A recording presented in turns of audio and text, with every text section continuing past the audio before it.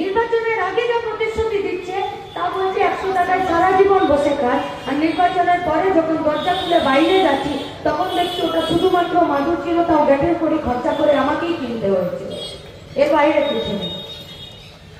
কি চাইছে বিজেপির পার্টিটা?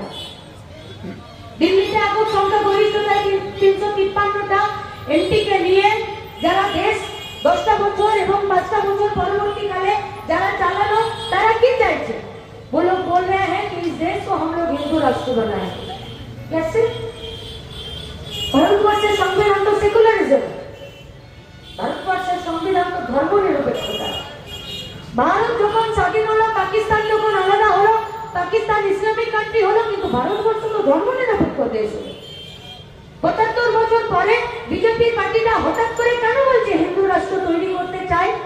যিনি পুলিশ আছেন, যিনি বিডিও আছেন, যিনি বিএলআরও আছেন, যিনি বিধায়ক আছেন, যিনি সরকারি স্কুলে পড়ান, যিনি আইসিডিএস এ চাকরি করেন, যিনি ট্রাফিক কন্ট্রোল করেন, যিনি রেশন দোকানে ডিলার আছেন, যিনি ওষুধের দোকানে আছেন, যিনি ডাক্তার আছেন, যিনি সরকারি হেলথ সেন্টার থেকে সরকারি হসপিটালে, যিনি নিজে ডাক্তারের এথিক্যালি দিক থেকে শপথ নিয়ে মানুষের সেবা করার কথা বলেছেন, যিনি ব্যাংকের কর্মচারী আছেন, আপনারা বুকে হাত দিয়ে বলতে পারবেন তো যে আপনারা হিন্দু রাষ্ট্র চান? যদি আপনি হিন্দু রাষ্ট্র চান তাহলে কালকে আপনার চাকরি চলে যাবে, কারণ এই দেশটা হিন্দু রাষ্ট্র নয়, এই দেশটা সার্বভৌম রাষ্ট্র, এই দেশটা একটা ধর্মনিরপেক্ষ রাষ্ট্র। আর সেই রাষ্ট্রের সেই সংবিধানের উপরে হাত রেখে আপনি একদিন শপথ নিয়েছিলেন আপনি আপনার কাজের সাথে বেইমানি করবেন না, এই দেশটাকে রক্ষা করার জন্য আপনি আপনার কাজটা সঠিকভাবে করবেন। তাহলে যা স্লোগান আজকে বিজেপি পার্টিটা দিচ্ছে যে হিন্দু রাষ্ট্র তৈরি করতে চায়, তাহলে সেই হিন্দু রাষ্ট্রের সঙ্গে এদেশের এমপিদেরকে এক থাকা যাবে না। সেই হিন্দু রাষ্ট্রের সাথে এই গোটা দেশের কোনো এমএলএ কে থাকা যাবে না, কোনো পঞ্চায়েতের প্রধান, কোনো পৌরসভার কাউন্সিলর, কোন রকম সরকারি পদে থাকা, তিনি আর্থিক দিক থেকে হন, তিনি জনপ্রতিনিধি দিক থেকে হন, তার এই স্লোগানের সাথে থাকা যাবে না। তাহলে কেন এত বুকে বাজিয়ে তৃণমূল, বিজেপি, ভাজপা পার্টি এরা বলে দিচ্ছে যে দেশটাকে এরা হিন্দু রাষ্ট্র বানাতে চাই? কেমন হবে হিন্দু রাষ্ট্র? কেমন 100 দিনের কাজ বন্ধ করে দেবে? कैसा होगा हिंदू राष्ट्र?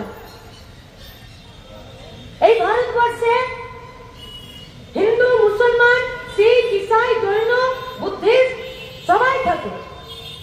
তাহলে আপনি হিন্দু রাষ্ট্র কি করে তৈরি করবেন? কার বাড়িতে যাবেন? স্কুলে গরুর মাংস আছে না খাসির মাংস আছে? আরে মাংস তো এখন সবটাও দেখতে পাওয়া যাচ্ছে না, একমাত্র ভোজ করে মাংস দেখতে পাওয়া যায়, বাড়িতে তো মাংসই উঠে গেছে। কার বাড়ি যাবেন? আখলাক জুনিদকে খুন করলেন। যদি এটা হিন্দু রাষ্ট্র হয় তাহলে এই রাষ্ট্রের কথা হিন্দু ধর্ম বলে না। হিন্দু রাষ্ট্রের ভেতরে ঢুকিয়ে দিলে 100 টাকা আমি ধান নেবো, তোমাকে 14 টাকা সুদ দিতে হবে।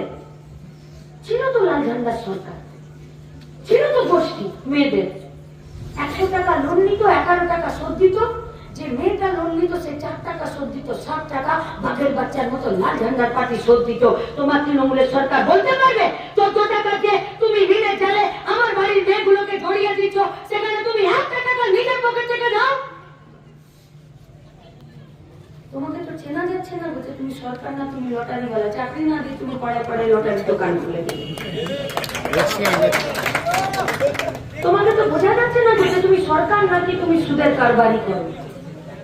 কারণ তুমি যে বন্ধন ব্যাংক, যে কানাডা ব্যাংকের তুমি আমাদের মেয়েগুলোকে ওদের চুঙ্গুলে পাঠিয়ে দিয়েছো, তারাও তো তোমাকে হেলিকপ্টারে চাপার পয়সা দিচ্ছে। তুমি ভেবো না 2026-এ তুমি যখন সরকারে থাকবে না, এই তৃণমূল পার্টিটার কান ধরে আমরা হিসাব করব কোন বাপ তোমাকে হেলিকপ্টারে চাপার পয়সা দিচ্ছে।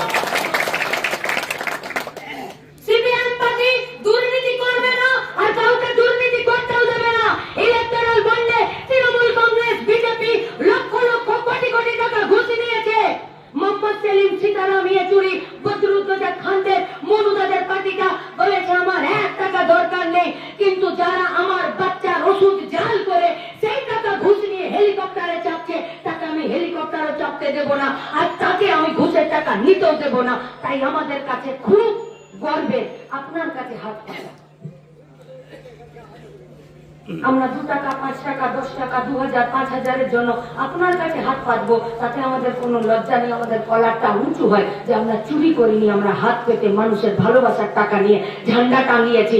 তোমার ঝান্ডাতে যে টাঙিয়েছো এই নেতা, এই এলাকার তৃণমূল বিজেপির যত কর্মীরা আছে, আপনাদের কাছে আমাদের প্রশ্ন, চোখ বন্ধ করে নিজের বাড়িতে মায়ের সামনে আর নিজের বাচ্চা মেয়েটার মুখের সামনে দাঁড় করিয়ে বলো, এই ঝান্ডাগুলোর টাকা চুরির পয়সায় আসেনি তো? তুমি যে নেতার পিছনে ঘুরছো, সেই নেতা দুর্নীতির কালো টাকাতে নিজের পকেট ভরায়নি তো? জানাতে পারবে তো তোমার মায়ের মুখের সামনে আর তোমার বাচ্চা ছেলে মেয়েটার মুখের সামনে? কি হতে চাও তুমি? যদি গরু পাচার হতে চাও তো তিহার জেলে তোমার দাদা অনুব্রত তোমার জন্য অপেক্ষা করছে, আমরা পাঠাবো। আর যদি খেতে খেতে যাও, আসো 7 তারিখ ভোট কেন্দ্রে। পুলিশ ভিডিও যারা ভোট লুট করেছে তাদেরকে আমরা ফিরে আরেকবার বলছি, নির্বাচন কমিশন, প্রশাসন, পুলিশ, কেন্দ্রীয় বাহিনী, মিডিয়া এবং রাজনৈতিক দলগুলো যদি নিজেরা সৎ পথে स्वच्छतार साथे वोट करे, किसी माई का लाल का हिम्मत नहीं है मोहम्मद सलीम को हरा दे, मोहम्मद सलीम जीत दे। निर्वाचन कमिशनर কর্মীরা, পুলিশ, প্রশাসন, ভিডিও, যারা সরকারি কর্মচারী ভাবছেন আমার পিঠে তো স্ট্যাম্প আছে, আমি বেঁচে যাব, ও গুড়ে বালি। কাউকে কিন্তু আমরা ছাড়বো না, কারণ আমাদের ভবিষ্যৎ যারা অন্ধকার করার জন্য তৃণমূল বিজেপিকে সাপোর্ট করবে তাদেরকে কিন্তু আমরা কেউ ছাড়বো না। 26-এর পর তোমাদের সব কটা ফাইল দেখা হবে, জেল খাটতে হবে, জেল থেকে বেরিয়ে ফুটো বাতি নিয়ে এই চৌমাথার রাস্তায় দাঁড়াতে হবে, আর লোকে তোমার ফুটো বাতিতে থুতু দিয়ে যাবে। আর সেদিন কি করে তোমরা রাস্তায় মুখ দেখাও, সেদিন আমরা দেখবো সরকারি কর্মচারীদের।